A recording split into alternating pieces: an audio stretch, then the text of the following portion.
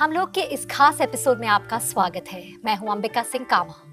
NDTV पर हम पिछले कई हफ्तों से इनफर्टिलिटी को लेकर बात कर रहे हैं, जिसे लेकर लोगों की सोच अभी भी बहुत पुरानी है।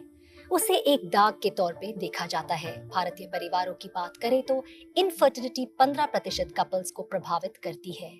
लेकिन इसको लेकर एक जो सोच है, एक जो स्टिग्मा है, उसके चलते लोग इसे चुपचाप झेलते रहते हैं। डॉक्टर बलारा, फर्टिलिटी क्लिनिक्स किस तरह की मदद दे सकते हैं कपल्स को ये समझने के लिए कि ये जो ट्रीटमेंट है ये सफल भी हो सकता है और असफल भी हो सकता है? कैसे क्लिनिक्स कपल का साथ दे सकते हैं जो फर्टिलिटी ट्रीटमेंट से गुजर रहे हैं? जब भी कोई कपल आता है या जैसे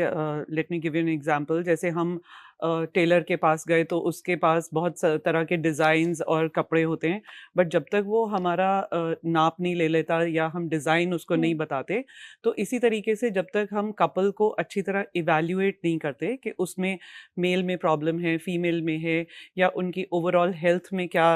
चेंजेस हम ला सकते हैं, सो उसके अकॉर्डिंगली एक पर्सनलाइज्ड केयर उस कपल को हम लोग देते हैं।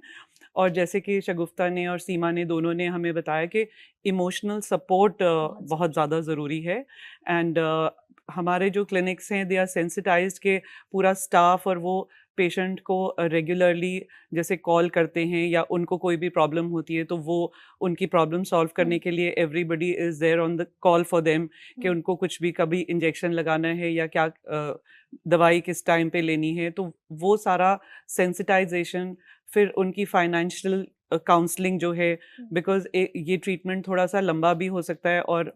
कॉस्टली भी थोड़ा होता है। तो और जैसे डॉक्टर मीनाक्षी ने बताया कि ज़रूरी नहीं है कि हमेशा ही आईवीएफ हो, तो उसका क्या कॉज है, उसके अकॉर्डिंगली उसका कितना कॉस्ट होगा, कितना टाइम लगेगा, ये सारा काउंसलिंग जो है वो बहुत इम्पॉर्टेंट है, जो हम एज स्पेशलिस्ट